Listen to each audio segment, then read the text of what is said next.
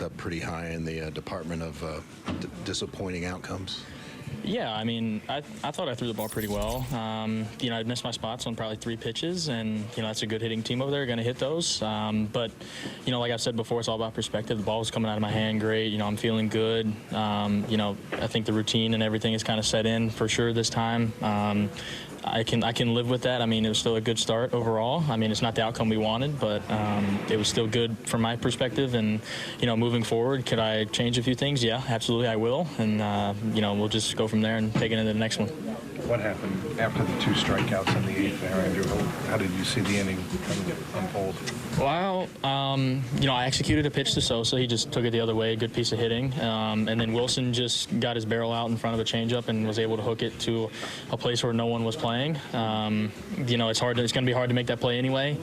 And then, I had a mental mistake, and I didn't back up the base to allow Trey to get to third after the second run had scored. So, we'll probably work on that again, too, or just be reminded of that as well. But, they hit some good pitches from me, and then Trey just took advantage of a slider that didn't exactly get where I wanted to. It was going that way, but he just caught it out in front. But he's also been here for a while. He knows that pitch is a good one that I rely on, and he just got out ahead of it. So you feel like you had enough in the tank to get through the 8th? Oh, absolutely, yeah. I mean, they asked me how I felt. I felt great. I felt like our game plan was really spot on today.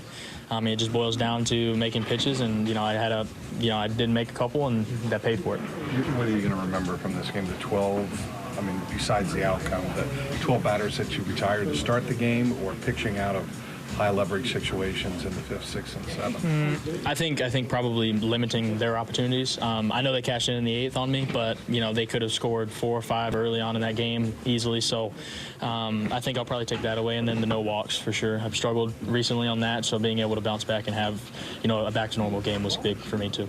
Obviously, the margin of error was super thin, but was it tough as a team not to be able to bank a win against obviously a tough opponent? As you guys are trying to win every game you can to get in the postseason.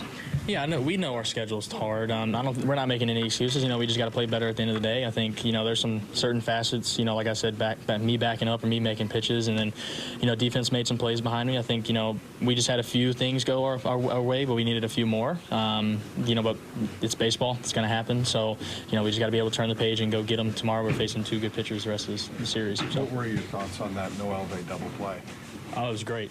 I knew he had an arm, so where he caught it, and just to see where the ball flight was at, kind of. I see he was right on track, and then I knew Harper was on third base, so I knew we had a chance. It wasn't like a really speedster guy. Harper can run, but it's not really a fast guy. So I knew he had a decent shot. He put it right on the money, right where it needed to be. So it was awesome from my perspective. Yeah.